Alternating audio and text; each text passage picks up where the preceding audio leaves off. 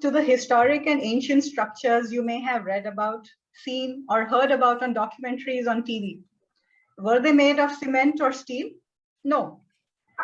These structures made of earth and natural materials have withstood the test of times and ravages of weather. Remarkable and ingenious earth architecture dating back thousands of years can be found on all continents: ancient Sumeria, Mesopotamia, India, Africa, and even Europe. With our modern construction, we are possibly causing more harm in the name of progress.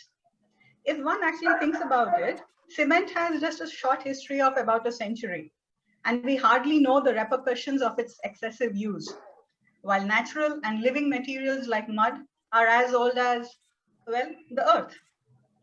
Let me quote from the Japji Sahib that appears at the beginning of the Guru Granth Sahib. Pavan Guru, Pani Pita, Mata Dharat Mahat. It translates to air is the Guru, water is the father, and earth is the great mother of all. Very timely that we are having the speaker meet today, as the UN IPCC's assessment of climate change has come as a very serious and urgent wake-up call. Eco-warriors, like today's speaker, Shagun, her chosen way of living and commitment to make a difference is a lesson for all of us to recognize, reflect, and most importantly, take action. As thought leaders ourselves, Rotary has expressed an interest in protecting our common legacy, the environment.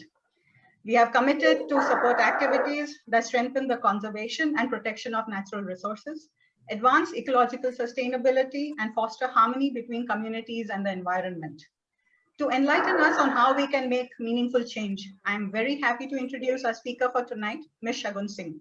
She comes from a corporate background where she held senior management positions at MNCs, following which she decided to venture out on her own and set up Gili Mitti. The Gili Mitti organization specializes in generating sustainable livelihood opportunities for marginalized and rural communities.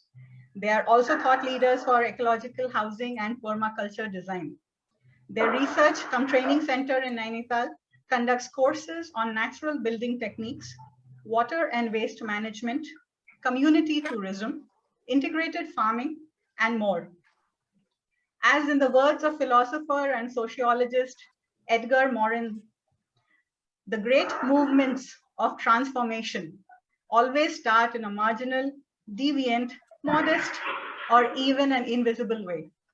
Shagun, a very warm welcome to you. The floor is all yours. Thank you, Rotarian Deepti. Before the addresses, I would like to recognize and welcome District Governor Rotarian Jitendra Dharma. Right, she is not there. Okay, Shagun. Sure. Just want to check, am I audible? Because it's raining really heavily over here right now. Yes, you're yes. loud and clear, just sorry. Yeah. Perfect, perfect. Thank you so much, Deepti, for that. And really, before I get started, maybe it'll be a good idea to just see a few visuals as well. So I would request Sweta if she could run this less than 2-minute video clip that, we just put together for this meeting. Sure.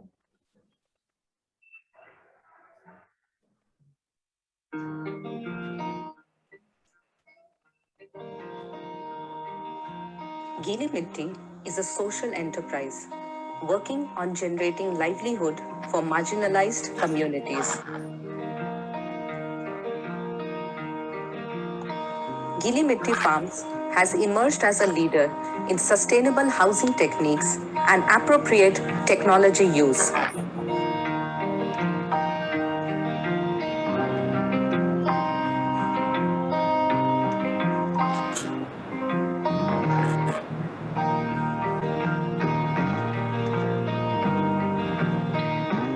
Specialized training courses are conducted and demonstrations set up at the Research Center in Nainital in North India for water management, organic farming, permaculture design, and waste management. The foundation actively supports children's education,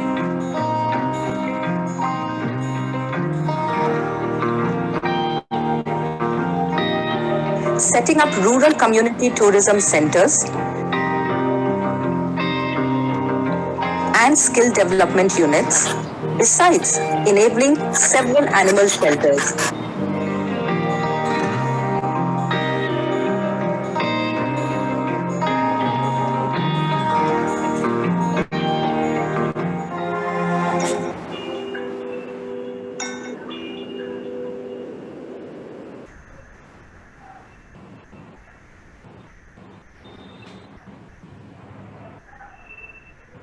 Thank you for that, Shweta.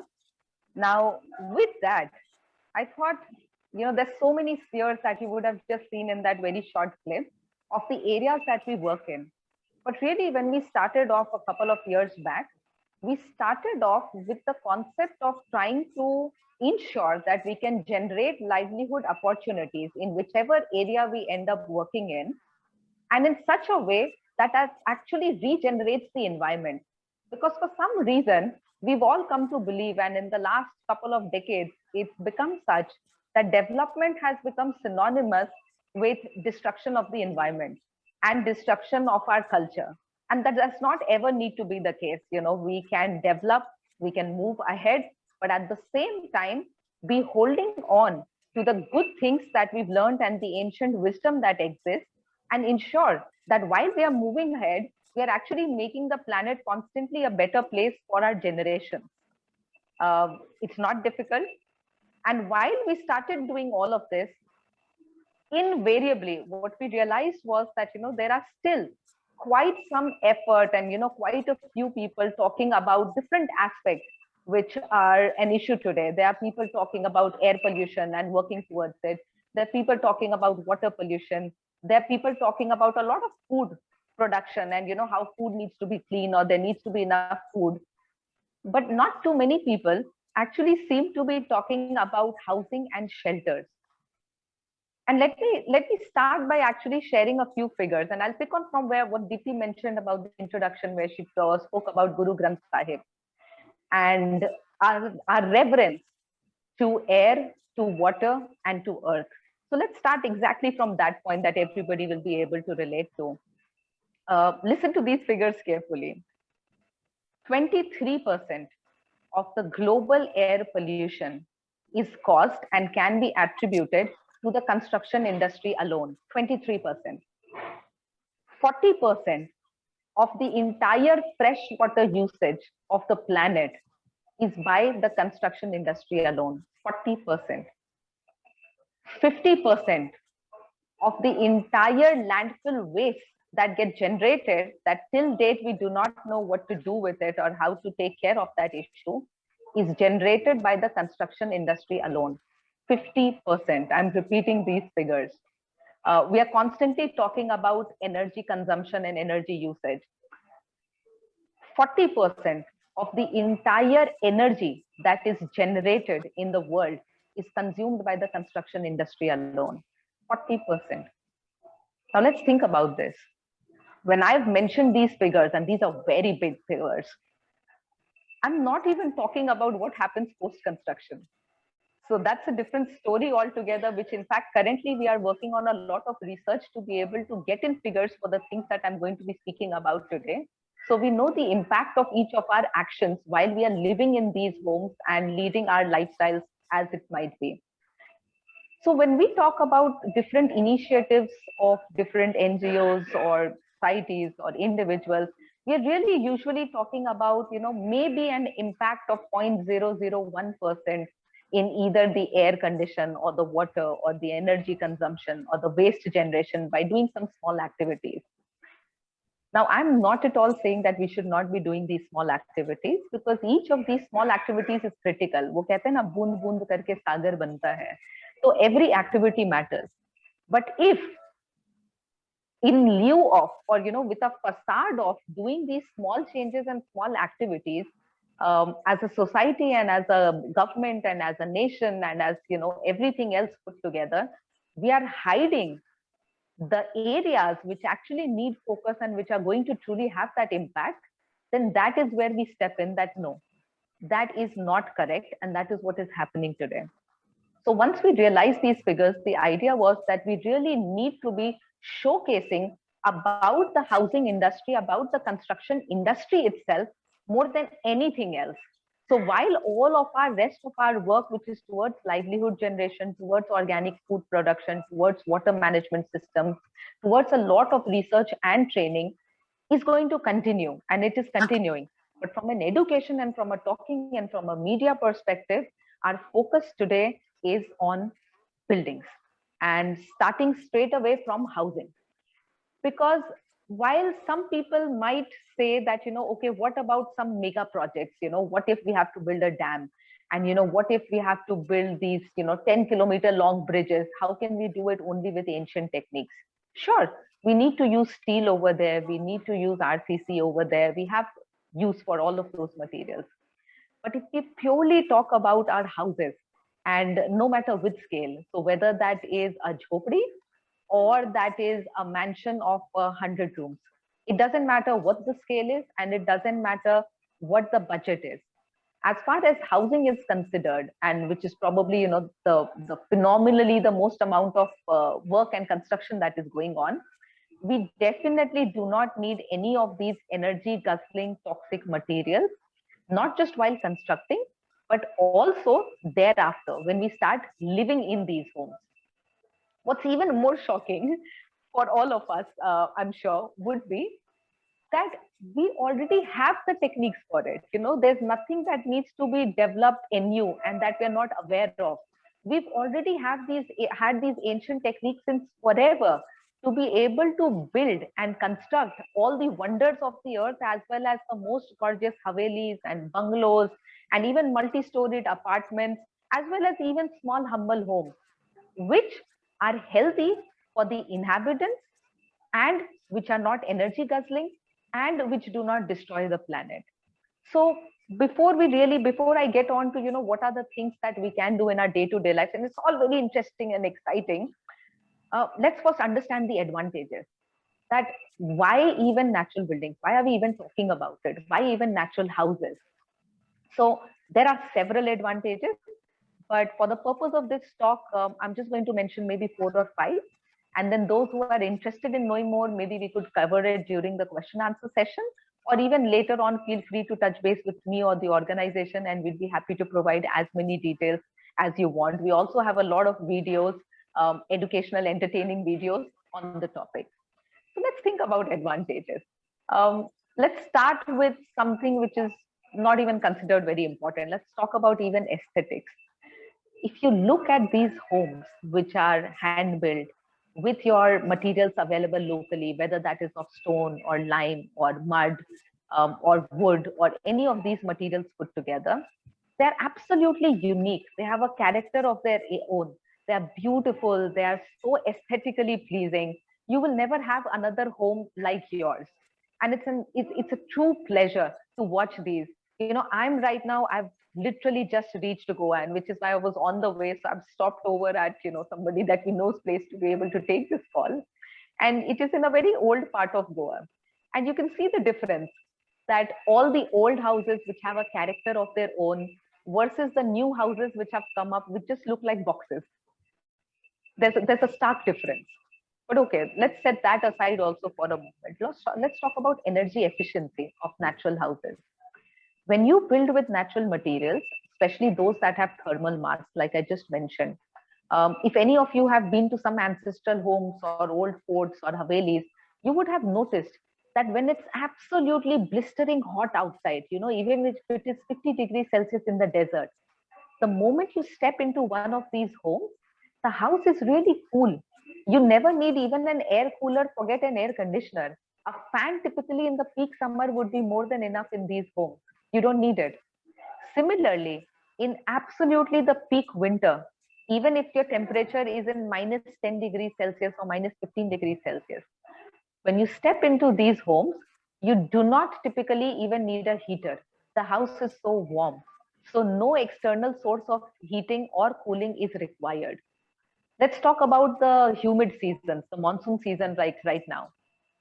When it's really humid outside, which means the moment your humidity levels cross 50%, your home automatically regulates the environment inside so that your humidity is maintained at a comfortable level of maybe around 40% to 50%. If it is very dry outside in a desert environment, your home, these materials are going to ensure that the humidity levels are automatically maintained inside. What do we do today?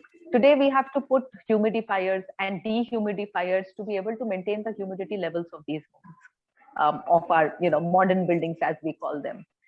The other thing to note about humidity is that most of your viral diseases are caused, as well as most of your, whether that's your fungus or your mold or your bacteria or your virus, their survival rates are either under a humidity level of 40% or over a humidity level of 70%. Now that is well documented across science journals. You can check it anywhere.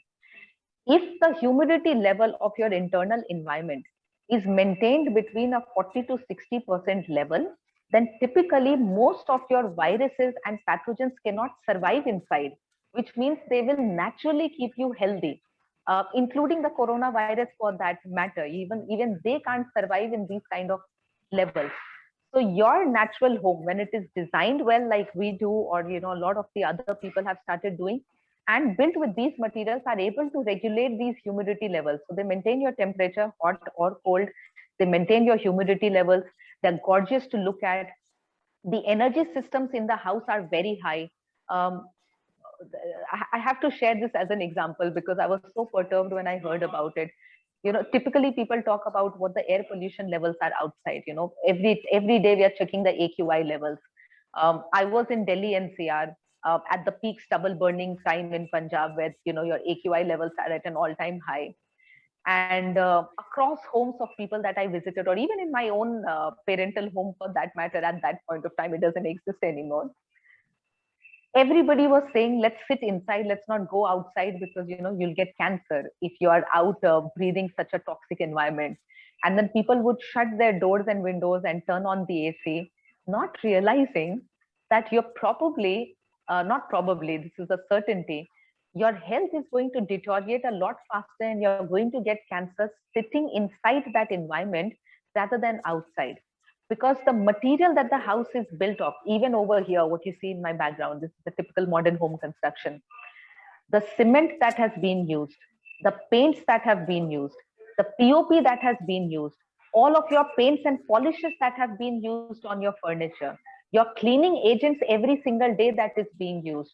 These are all released in VOCs, volatile compounds, absolutely toxic chemicals and gases, and they're going to keep releasing it throughout. So it's not like naye ghar ka paint.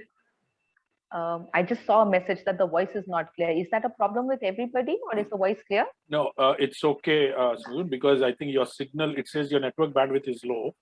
Otherwise it's clear. Right, Don't worry. right. Don't bother. It's clear. Yeah, it's All fairly right, sure. So I was just mentioning that when you are staying in this environment, it is a lot more toxic inside. We just don't know because we are not measuring the electromagnetic radiations and the AQI levels inside the house, and these measures can't even, they can't measure your VOC levels. So it's much worse sitting inside the house than actually walking out, even when your pollution levels are at its peak. If that isn't mind-boggling, I don't know what is. And what is the reason behind it? The reason behind it is because all of these modern homes and these modern materials, they cannot breathe. So every chemical that they are releasing inside the home is getting trapped inside the home because these walls can't breathe. So it can't take the toxic gases outside, and it can't get anything from outside inside. So when we wonder that why are our children, people talk that, I don't smoke, I don't drink. How is it that I got cancer? Or why is it that such young children who have a relatively healthy lifestyle, because, you're eating good food, you're maybe even eating organic food. How is it that they are also getting cancer and so many lifestyle diseases? Nobody is pointing out to the core cause of it, that the core cause of it is your home, your very living environment where you're living. Our focus is still on the water and the food, but what about the air that you're breathing inside these homes? It is bound to get you sick and it is bound to kill you. There is no option. So one of the reasons why natural buildings are able to maintain your temperatures and maintain your energy levels, and as well as maintain your humidity levels, is because all the walls are breathable. They have pores. So which means that they're constantly communicating with the environment outside. I'll give a very bad example because a lot of people understand that. I've done it with a lot of smokers, that if you smoke inside a natural building, the person sitting just next to you in the room can't even smell the smoke because it's automatically immediately sucked out by your walls and released to the outside environment. That's how advanced the science is with natural buildings and these materials. If you come after a vacation and you open your home after 6 months, I'm sure in a regular home you have to air it out first because you can't live in it.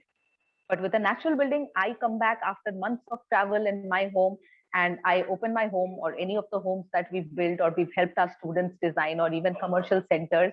You open them and it's as fresh as it was yesterday. There is absolutely no staleness, even though the house was completely locked when you were away. Now I have to tell this, we know the background that we come from. We know our ancestral heritage. We know our culture. If I just take an example, I sometimes talk about it, that if we were so intelligent that we could build Uran Khatolas several centuries back, what makes us think that our science and technology wasn't advanced enough to be able to build the houses that we are building today, or to be able to use RCC as a building material? We could, of course. It's not big science at all. It's just really bad, dumb science, if you ask me. The reason why we didn't was because we realized it. Our ancestors realized it, that these are not the materials with which homes and living areas can be built. And these are not the materials in which any human being or any living being should ever be living, which is why homes would never be built with these materials. Not because they hadn't been invented and, suddenly modern science and, modern industries have become so advanced that they've developed these materials. That's not the reason at all behind it. So that's again something just for us to think about. So many other advantages, but I'm just going to leave you with that to think about it for a moment, about why natural buildings really. I already spoken about your, your breathability of these structures. Now let's talk about a different point. So again, going back to the linkage, we spoke in Guru Granth Sahib about air, water, earth. I spoke about 23% air pollution, 40% of your entire freshwater resource consumption, 50% of your entire waste production, landfill waste production, and 40% of your entire energy consumption. So let's talk about all of us, in our current lifestyles. Everybody is doing great work. Everybody is doing phenomenal things in their life, and people have different obligations and responsibilities. We have families to run. We have different commitments in life. So again, another myth that exists, I've seen it around, is people thinking that, to be able to do these kind of things or contribute to the environment, we need to quit everything. हमें अपना घर द्वार छोड़ना पड़ेगा.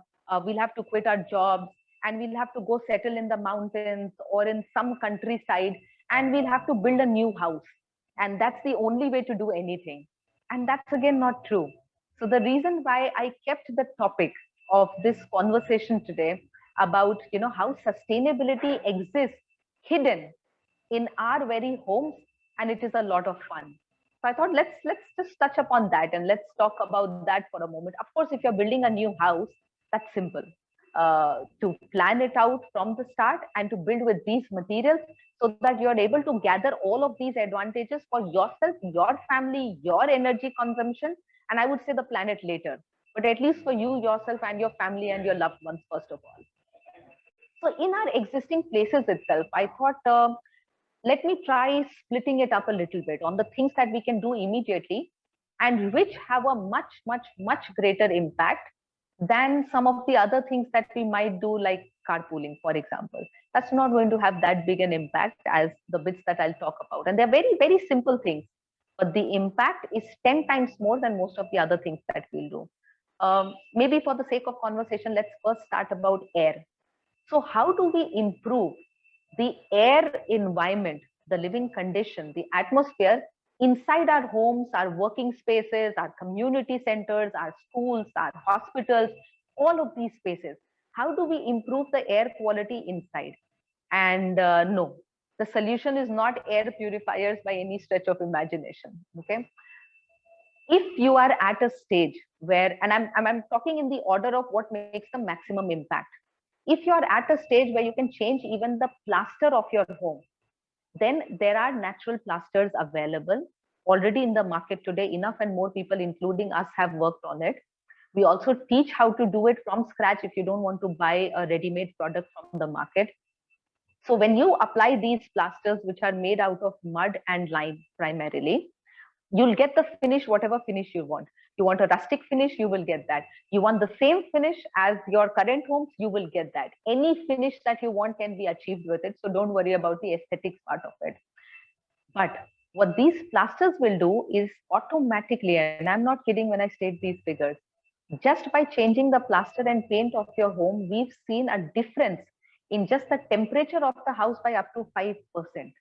5 degrees, sorry, 5 degrees. So can you imagine a change of 5 degrees Celsius inside your home without using any electronic equipment? Besides the fact that they're going to be contributing towards your health. So they're going to be protecting you from all carcinogenic elements, as well as all VOCs being released by maybe other compounds inside the house. Just plaster alone can do it, which is barely a few thick. If not even plaster, let's just talk about, let's say your house is already plastered and you're looking at repainting it.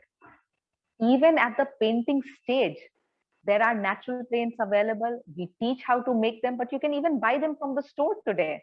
Even Khadi Gramodyog, we've been working with them for years, has launched this range of natural paints, which you can buy. And then there are others that you can, we can connect you with depending on whichever region you are in, like even for South India or for Hyderabad for that matter, wherein you can apply these natural paints instead of again going for toxic chemical paints.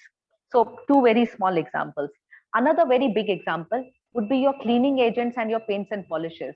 So your wooden furniture that you want to paint or you want to polish, don't use the PU polishes available in the market. Just read a little bit about their ingredients and what they cause. They release your toxic fumes for months and months and even years after you've polished your furniture. And that is going to harm you continuously and take you towards shortening your life and take you towards cancer.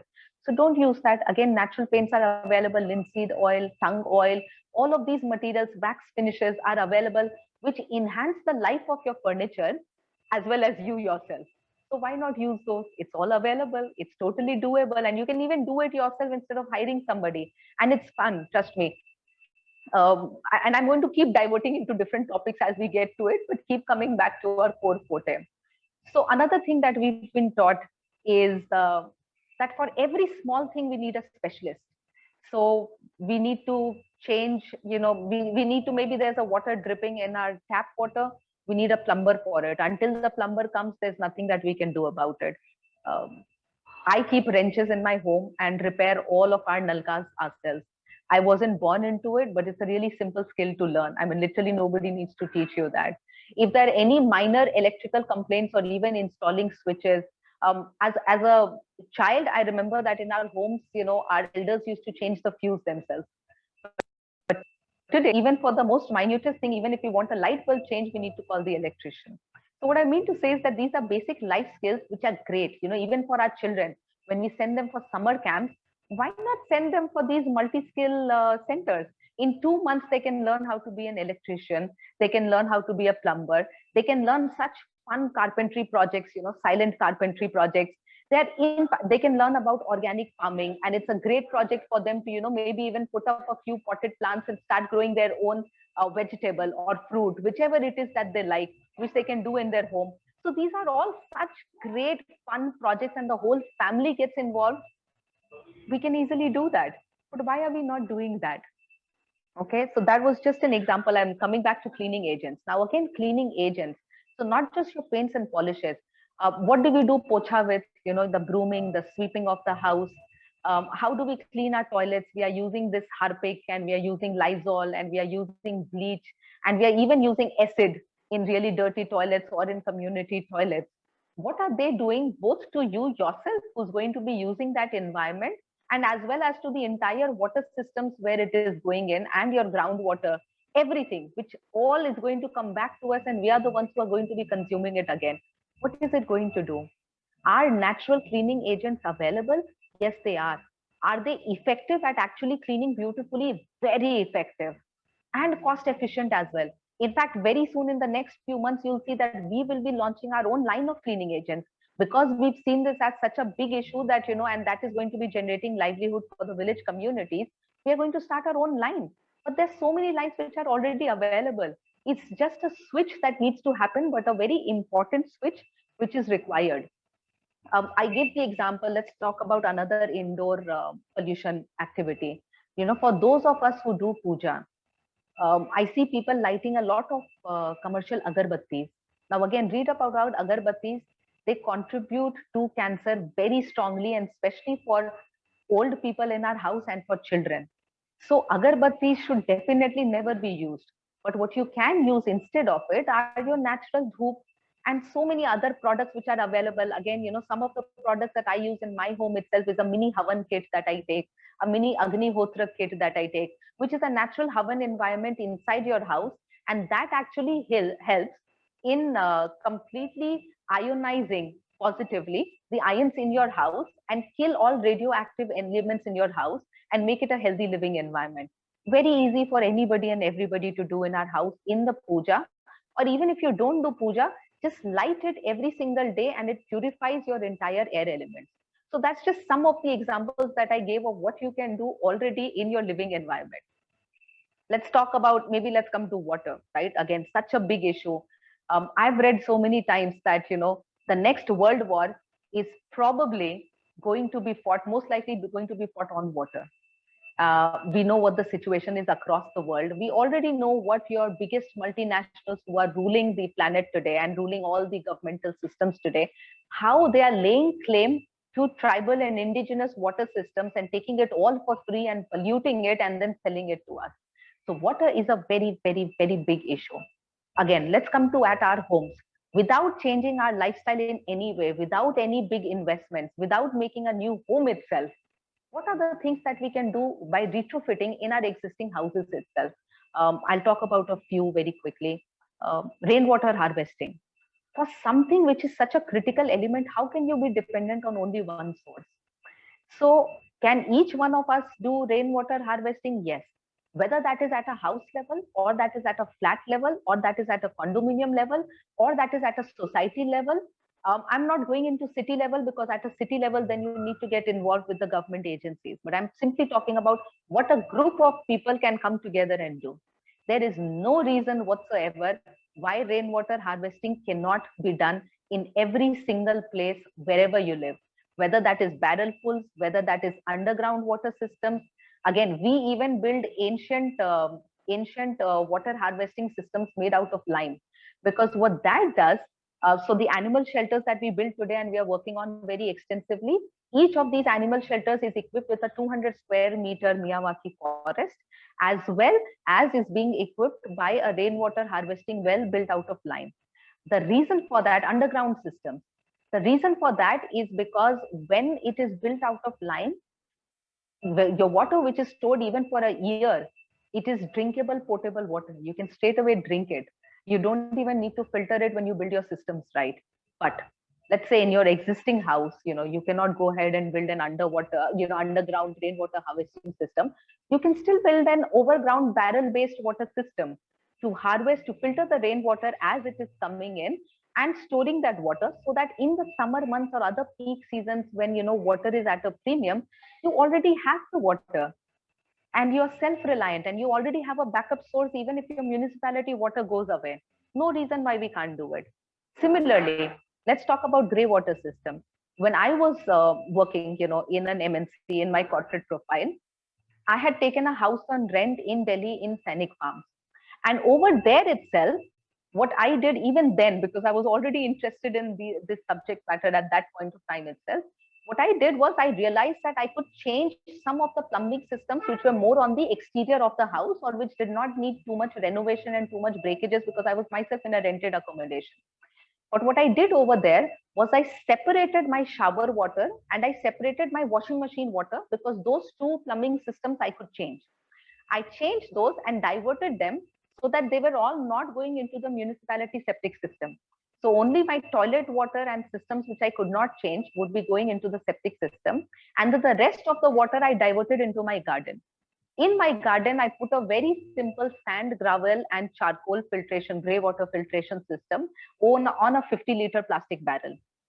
What that did was every time I ran my washing machine or anybody took a shower, all of that water got filtered. And then that water would be used for growing my vegetables over there because I'd made a vegetable patch. And that water would also go to maintain my small lawn that I had kept, the garden. So something that anybody can do. The only place where you can't do it at an individual level is probably in a flat. But even in a flat, if you talk at a condominium or at a society level, it can easily be done for all grey water to be filtered simply and for it to be used in the society's public parks, the children's parks, the lawns, the plants. There's so much water that we need. And all of that water does not need to get wasted. When we talk about black water systems, what do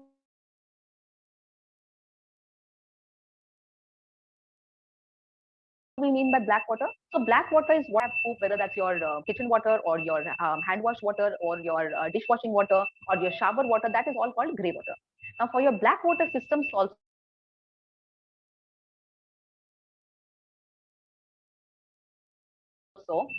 the systems that we install, like I don't know if you noticed it in the video, we build these pools in Delhi slums. In that system where we don't have water, we've done rainwater harvesting, we've done grey water, but there we've installed a system called a biodigester. Biodigester as a system was again developed by DRDO scientists for the military forces in Siachen as well as for Indian Railways. Today it is available to all of us at a cost of about 20,000 to 40,000 rupees. So we installed a biodigester system. What that does is there's anaerobic bacteria introduced into the tank, and it never gets full, by the way. So the system runs forever. It never needs to be emptied. Nothing needs to be done. This anaerobic bacteria constantly eats all the sludge material, and what comes out of the system is grey water. Now, this grey water that comes out of the system can be filtered and can be used again for all the sources that we just spoke about. So even for all of the water that you're using in your flushing systems, not a drop of that water goes to waste. And such a system, simple system to install.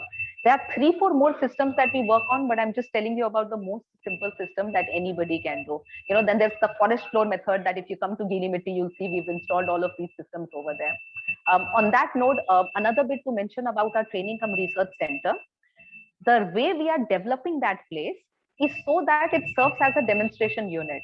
So which means whether you want to see rainwater systems happening in progress, or you want to see grey water systems live, that what is the system that might be suitable for you and how does it work and how to go about it, or who are the vendors to contact, all of that information is available live over there. You want to see black water systems, you want to see different natural building materials and how they've been used and what they look like. You want to even live in these homes and experience. By the way, I mentioned that the first thing that anybody coming to our place or sleeping in any of these houses is the next morning I ask them, how do you sleep? And almost 99% of the time, people say that they've never slept better in their entire life. Now, how do we quantify benefits like these? It's impossible to quantify it. What is the value that you'll put to the best sleep of your life?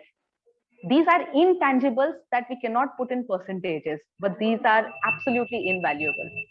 So again, we are setting it up as a demonstration center so that any and every system that people want to learn about, that they want to see live before implementing it in their city or in their society or in their respective homes, they can do it and they can understand it from us. So coming back to the water systems, another thing, which burns my heart every single time I see it is RO water. All of us understand that. Probably most of our homes have it. Even my home used to have it until I got rid of it. First of all, what we don't understand is how harmful the RO water is. We actually ask for it. RO is not required if your TDS is not above 150. And you'll see RO systems installed even in TDS systems of 50. Every household, before even thinking about it, the first thing they do is, let's go and install an RO system. So first of all, that water is actually harmful for you and it makes your body an acidic environment. Whereas what we need is, you might have heard about alkaline water. What we need is alkaline water inside our systems, because in an alkaline environment, cancer cells cannot survive. All of the diseases are related to an acidic environment inside our body. And water is a primary cause of that. So the moment, first of all, that you're drinking RO water, it is making your internal system acidic. But let's even leave health for a moment. Let's just talk about water wastage, because we are on that point, right? So water wastage, you would have realized that for every liter of water that you get filtered from your RO system, there are 5 liters of water that go into the drain of everybody. If that's not criminal wastage, I honestly don't know what is. It boggles my mind on how can we see so much water, good potable water, just going to waste. What can we do about it? Let's say you have a high TDS system and you need an RO filtration system. Fine, understood. Even in that case, why can't all of that water be collected? My parents' home is in Noida, and the water is so salty that much as we want to, we cannot drink that water. So there is an RO water filtration system. But what do? Every drop of the water coming out of the system is collected in the home. If in the summers we are running an air cooler, then that water goes into the air cooler. Otherwise, also that water is used for all of our, pocha in the house. All of our, the only place where we do not use that water is for watering our plants or our vegetables that we grow at home. Because if you use it for that, they will die, because that is how toxic that water is. Not toxic, but that is how the salinity of the water is. You cannot use it on your growing plants. But for every other purpose, that water can be used. And it's such a simple thing. There is no torpor that's required. There's absolutely nothing that you need to do. Even if you don't want to build, you don't want to put even a pipeline over it to collect it somewhere, you can just put a bucket and just collect the water in a bucket, 1 or 2 buckets, and then use it. Something as simple as that. I'm sure all of us can totally do that. Another simple system that maybe you can do, and yes, the RO water can be used on a lot of plants, which can take saline water. But for your, green leafy vegetables and all, you just have to see where you can use it and where you can't use it. Do you have an orchard? You can use it. If you just have a few potted plants, then I would advise against it. Flow rates. I think there are a lot of advertisements also these days that you'll see, small little devices that you get. Even on Amazon, you can order them for a couple of ₹100 that you can install on your existing showers, on your existing kitchen sinks, anywhere where there's a lot of water consumption, because that will aerate the water more, and hence you will still get a great shower. You will still be able to do everything, but your water usage will reduce by more than half. That itself is a huge impact, considering that we are thinking about the next world war being on water. So definitely should use every system that we can in our respective homes. So those were just a few examples. What is this session for? At least in my mind, this session is just to open up our minds and open up the possibilities, not to get into details of which, because that can be found out later. And for that we can have more detailed sessions or special training programs, or you can even Google about them and find out about them. But just to open up the possibilities a little bit. If we talk about waste, if you do nothing else, this would be your single largest contribution. And I'm not kidding when I'm saying this. Everything that we've spoken about it, let's say you're starting with none of that. Let me tell you the simplest thing that you can start off with, which will have the highest impact from your house. Another reason why we focus on houses so much is because your house is your nerve center. It is the place that consumes the maximum amount of energy and resources that are coming inside, and produces all of the waste which are going outside your house, whether that is electronic waste or that is food, or whatever the case might be. It is a nerve center that consumes the most amount of raw materials and energy, and produces the most amount of waste materials. So if all of us started focusing on this unit alone, the planet would automatically take care of itself. We won't even need to worry about anything else that is happening outside or what the government is doing. None of us would need to worry about it. There'd be such a huge impact. So coming back to waste, if all of us, simply starting from today, let's say, all that we did is start segregating waste. So just our kitchen waste, which means all of your peels and all of your wasted food. So if we just segregated our wet waste and our dry waste, I'm not even getting into detailed segregation like, your plastic waste and your electronic waste and your, medical waste or any of that. Forget all of that. Just your wet waste and your dry waste, which is a very simple thing to do. Right now in your kitchen, there is 1 dustbin. Instead of that, put 2 dustbins. That's it. As easy as that. All food waste goes into it. In my parents' house, and of course at our centers, that's a given. But even in my parents' house and my sister's house and my relatives' house, The system is done in such a way that we, even within our wet waste, we segregate what can be fed to the animals. And every day, one person from the house goes out and ensures that they feed it to either the dogs or the cows on the street. And whatever cannot be fed to them is the only thing that we compost. Now, today, there are such cute composting systems available, which actually look like showpieces. There is zero smell. There is no issues in them. Even if you have a tiny balcony in an apartment, you can install it over there. They actually look like gamlas. They look like your potted plants even. Infinite number of systems available, whether your household has only 2 members or your household has 10 members, it doesn't matter. Society composting units we've installed. So if you live in an apartment society, then it can be done for the entire society, for the entire building itself. On the rooftop, on the terrace, composting systems can be installed such that all of your wet waste generated from, whether that's 500 flats or that's 100 flats or that's 50 flats, it doesn't matter how big the society is, it can be composted. The day you start doing it, even if you do it as an example, even if you go back tomorrow and you do it just for one day in your house, please do it, you will realize that your waste reduces by over 80%. तो अपने कूड़े वाले को जो आप कूड़ा देंगे, that will be barely 10, 20, 25% of the waste that was coming out of your house every day. Now think of the impact of that in your landfill alone. Even if no other job is doing, the government is doing nothing about waste management, we have contributed to reduction of 80% of the waste. What can be more powerful than that? What can be better for the environment, for us, for everybody than that? That is the power of composting. Sometimes people tell me that, no, we don't make compost because, we don't have any plants. What will we do with all of this khad? I mean, come on, you don't have a plant, it doesn't even matter. Whatever compost you produced, which is beautiful, it's called black gold. That compost is called black gold because it is actually that valuable and that nutrition rich. That compost that you've produced in your house, just go outside and throw it next to any tree on the road. If there is a public park, go and throw it over there. Throw it anywhere. Heck, even if you throw it on the roadside, it's still good. There's no reason why it can't be done. And that is the single largest contributor, if you ask me.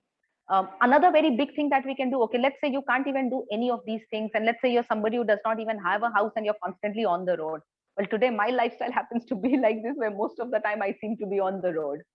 Even in that, the biggest power that each of us have as an individual is our buying power. If we just start becoming a little bit conscious about what we will buy, what we will pay for, and what we will not buy, that itself will change the world. That alone will change the world. Because the problem, if you really think about it, is the production, that all of these products are being produced. And why are all of these really bad products being produced? Because we are consuming it. All of us are consuming it. That's why each one of us is responsible for it. It's not the state's responsibility, and it's not the government's responsibility, and it's not the country's responsibility. It is, but it is first our responsibility. So are you buying very highly packaged food, or are you buying loose food? Are you using disposable plastic water bottles, or are you carrying your own bottle, which really doesn't take any effort? Every time you go to the market and you buy the smallest of things, it comes either in a woven bag or in a plastic still. Can it be avoided? 100%. You get these cute, you get these really cute thellas, which will take this much space, just this much space in your bag or even in your pocket. I've gotten used to keeping it in my bag 24/7. It takes nothing. It's just a habit change, and it's just becoming conscious about it. It doesn't trouble us in any way. Every single time, use that. So if we even changed our consumption patterns and also ensuring that we do not support companies that test on animals, that are harmful to the environment, that have been taking over all the indigenous water resources.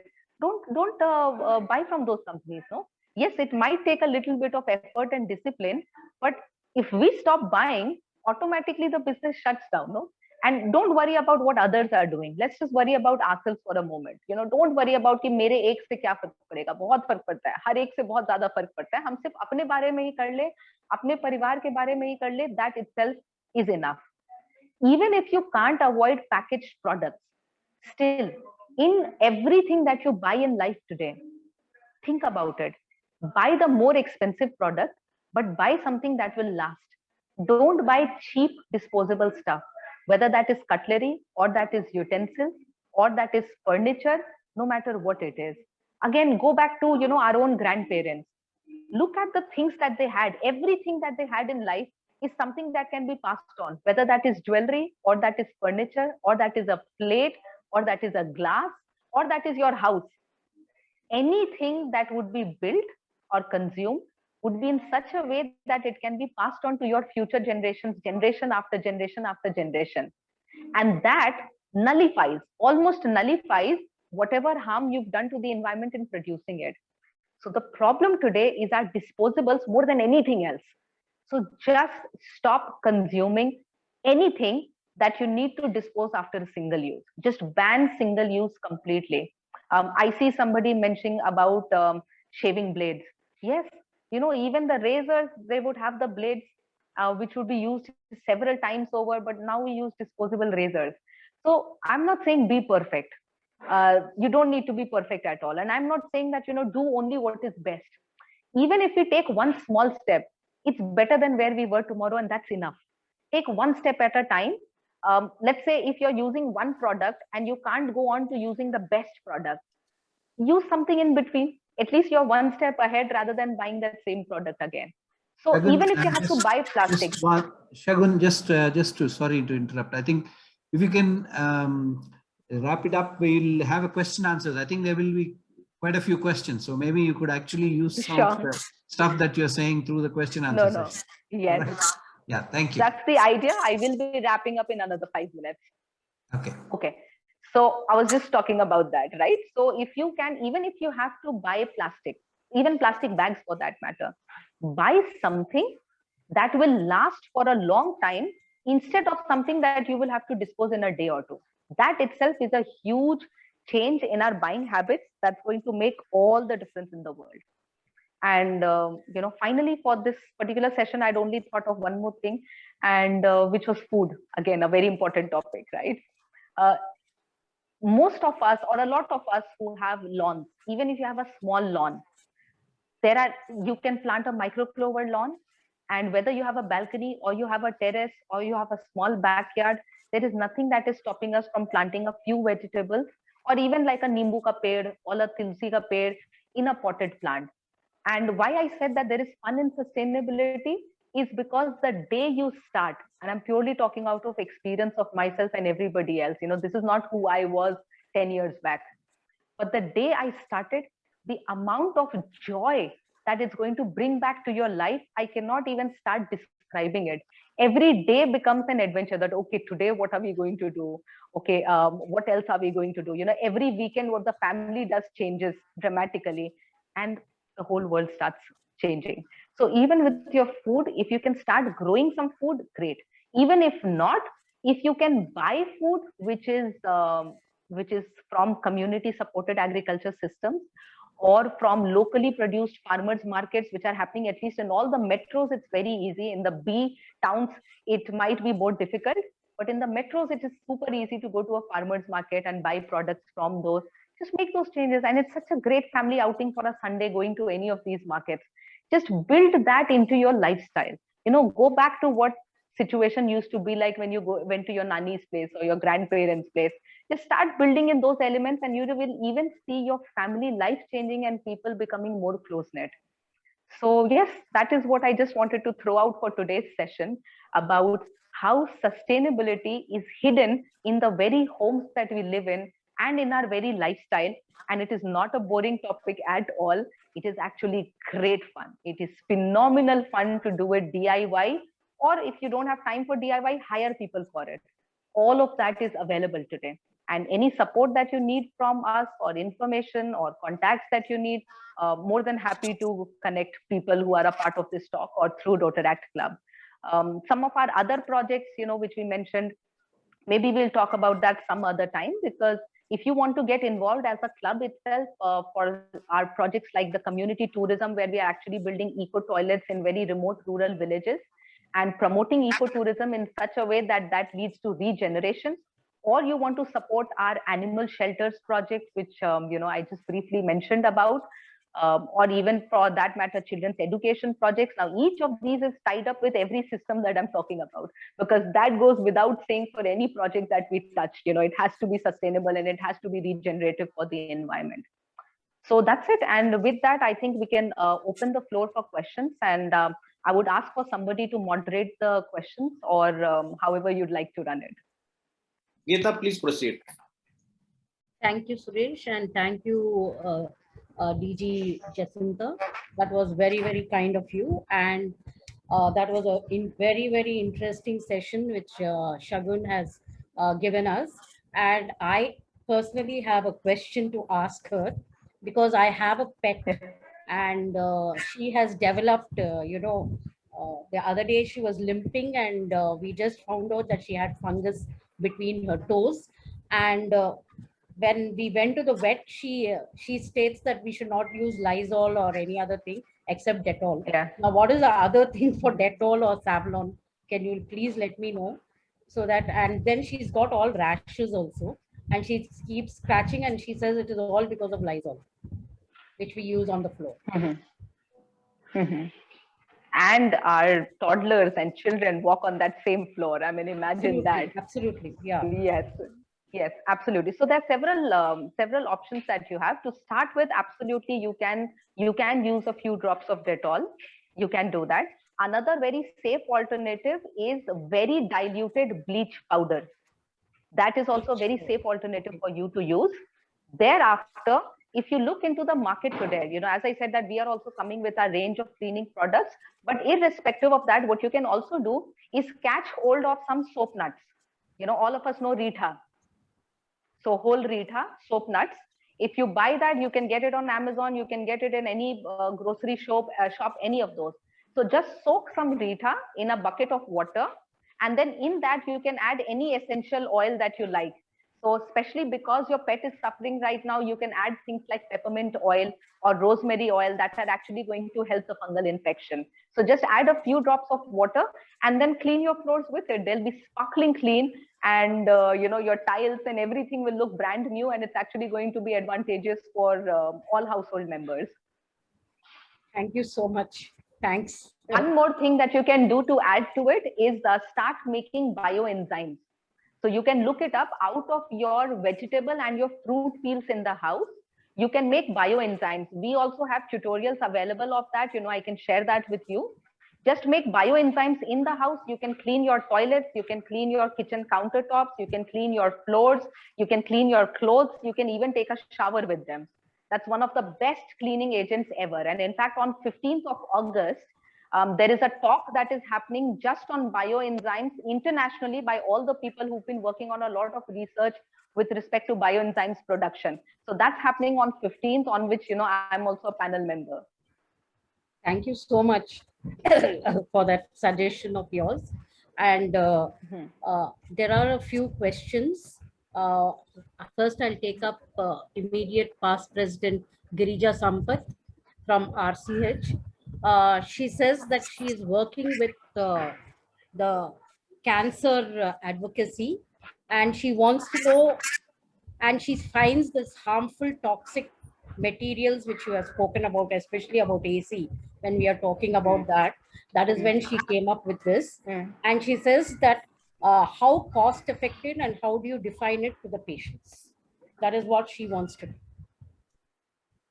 I'm not sure what exactly are we talking about. How cost effective is what? Cost effective is whatever you are going to tell us. That is in our homes. If you I mentioned, okay, let me answer that step by step. I mentioned there are two questions, at least 7-8 things that can be done. You can start from, let's say, the smallest changes. What are the smallest changes? The smallest changes are in the hospital. I would think all of the cleaning agents that are being used, all of the chemical cleaning agents that are being used, especially in a place like a hospital, needs to be swapped first of all, okay, so that they are not contributing to the environment. Thereafter, the next cost-effective thing that will have a big impact that I can think about is all of the paints in the hospital. Ideally, the plasters as well, but let's say you can't touch the plasters right now. At least in your next painting session during Diwali or whenever it is, or as soon as possible, at least ensure that the old paint is scraped off and your natural paints are put inside the hospital. That's another thing that can be done immediately. Those are the two that come to my mind immediately. And then changing, as I said, changing even the things in which all the clothes are washed, all of your washing areas, because in a hospital, these are the things that have the maximum amount of impact. Definitely ensure that no air fresheners are being used. None of the chemical air fresheners are being used, because I've seen a lot of hospitals using that to, so that the medical smell isn't there. They're using air fresheners and they have the maximum amount of VOCs. So again, do not use that. If you need to, just dilute some water with some essential oil and use that in the hospital. That's actually going to benefit all the patients and not going to lead to more respiratory issues. So those are the most cost-effective things that I can recommend. But if you want to truly, if you can have more of a informed, let's say the decision-making board and the financial board can get together and they want a full-fledged solution, then that is something that I can do, or Girimiti as an organization can do once we do a visit. So once we do a visit and we go through your entire systems and processes and all the products being used, then we can come back with a full detailed report of the changes that you can do and what's going to cost what and what's going to be its impact on the patients and on the staff. But that would be a separate topic altogether, a much more detailed commercial topic, which will be much larger in scope. Yes, Deepti, you can take the question. You wanted to ask something. Yeah, this might seem like a very naive question, Shagun. When you're talking about building houses with mud, I was just wondering if we all switch to something like that, where would so much mud come from, right? We already are worried about illegal sand mining and our beaches getting depleted. Where does all this mud? I mean, it has to be a limited source. No, and I'll tell you what happens is, we tend to only see what we can see in front of our eyes. We don't realize what's happening in the background. I'll come back to the mud question, but I'll first give you an example which happened recently with us. In the villages, you'll see that, wood fire is used for cooking, right? And we also have an oven that uses wood fire. And we are in a remote village in the interior surrounded by forest.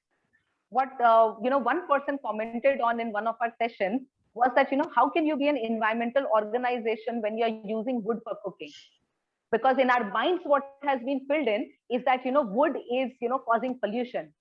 What we're not realizing is that where is your LPG coming from? And where is your induction, the electricity for your induction coming from?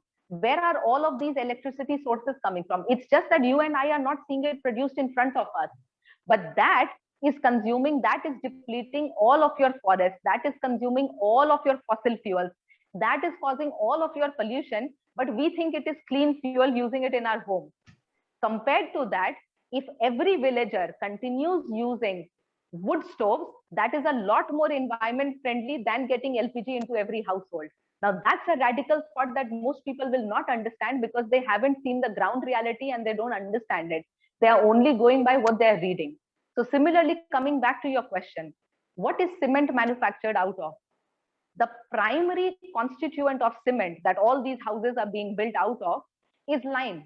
Why do you think earlier all of our Havelis and our bungalows and all wonders of the world across the world were built out of lime? Today, we cannot find lime. All the lime bhattis have been banned except in some places. Why do you think that is? Not to save the resource, but because all of those lime bhattis have been taken over by the cement mafia, by the cement industry, because they need the lime for their manufacturing, right? So they use the lime for their manufacturing, but they make it in such a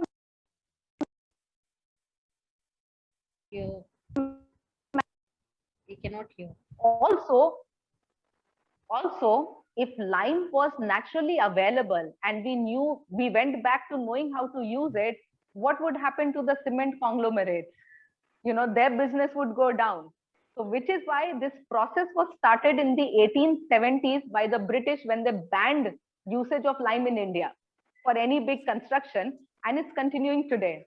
The same thing is with mud. When you are building a house, you're going to dig your foundation. There's going to be mud that's going to be coming out. You're going to be digging systems for your septic system, right? You're going to be digging systems for, let's say, a pond or your rainwater harvesting system. You are going to be getting mud. What happens today in your construction sites for all your multi-storied apartments? You'll see these, these mountains of what is called malba, which are just, they have to pay a lot of money to get it thrown away here and there because they don't know what to do with all of that material. So the materials are available. We have been brainwashed into thinking about these things, which is not true. Mr. Vijay Gupta is asking a question. He says, ma'am, how did you get the name Gili Mitti? How did you think of the name Gili Mitti? I've spoken about that. I've spoken about that several times actually. So Gili Mitti, it started off with as a child, when I go back to my childhood days, when I decided to follow this as a lifestyle and, open this organization, this trust to be able to propagate all of these means. Somehow happiness for me as a child meant when it rained. And when it rained, I would go out and I would dance in the rain without any worry about who's watching or what the world is doing. And there was this smell of the earth that came out, the sondhi khushbu that we call when the first rain hits. And that was the biggest nasha for me.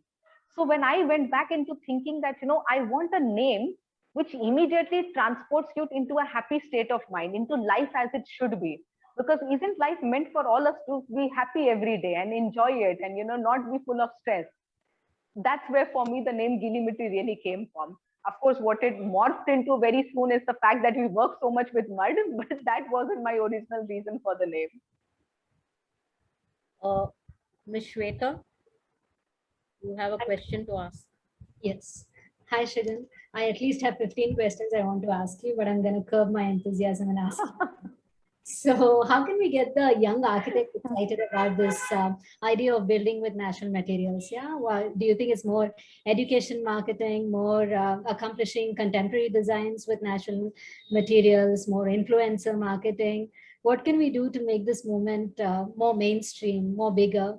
How will you get the architects on your side, considering like them as the line of influencers?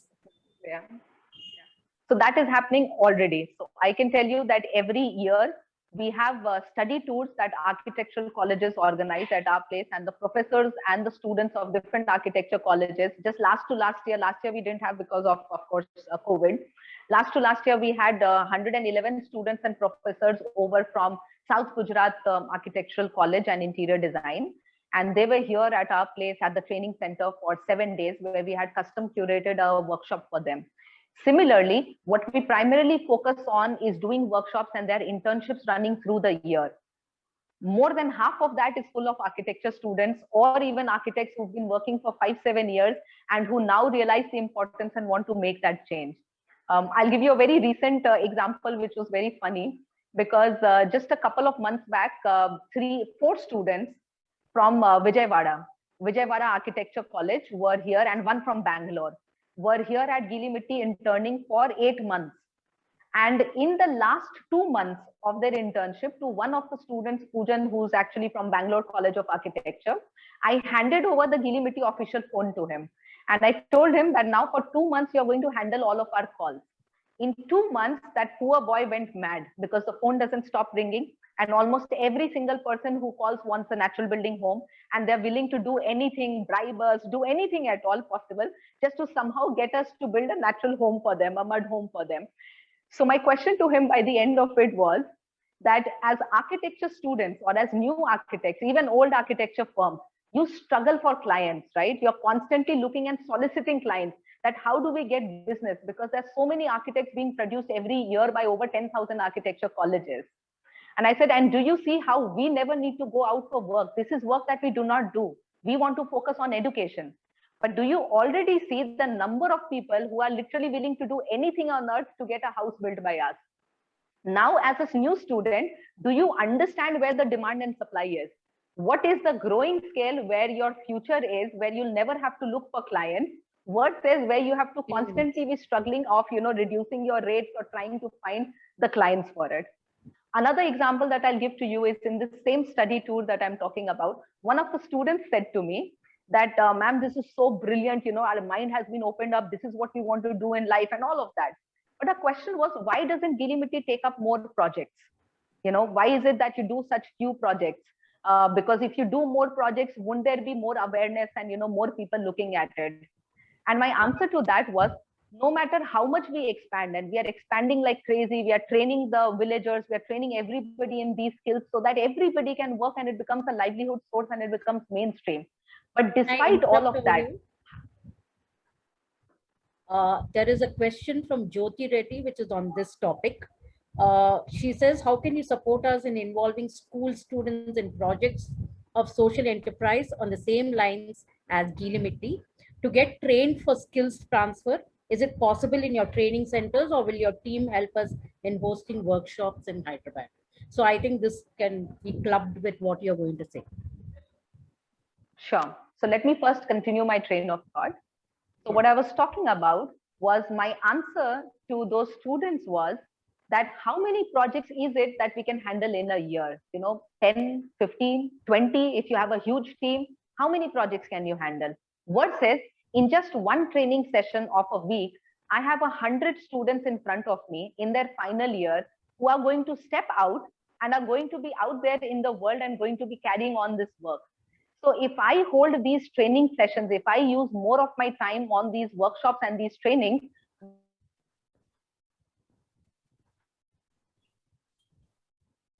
which is going to be a bigger impact for the society to carry forward this work, or actually doing projects which is going to make more money for us?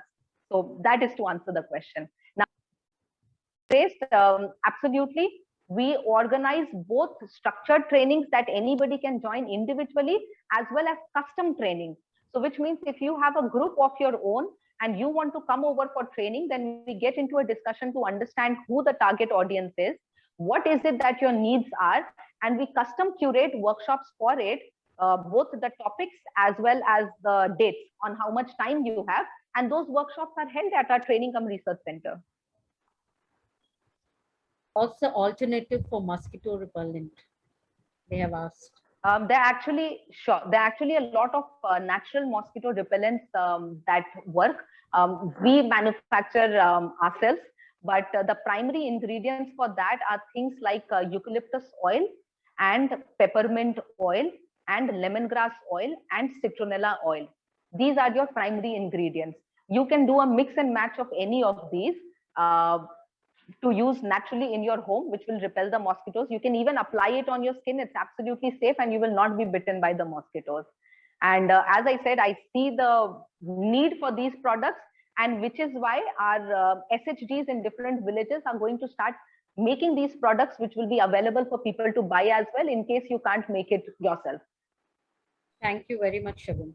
Thanks for answering our You're welcome. questions so patiently.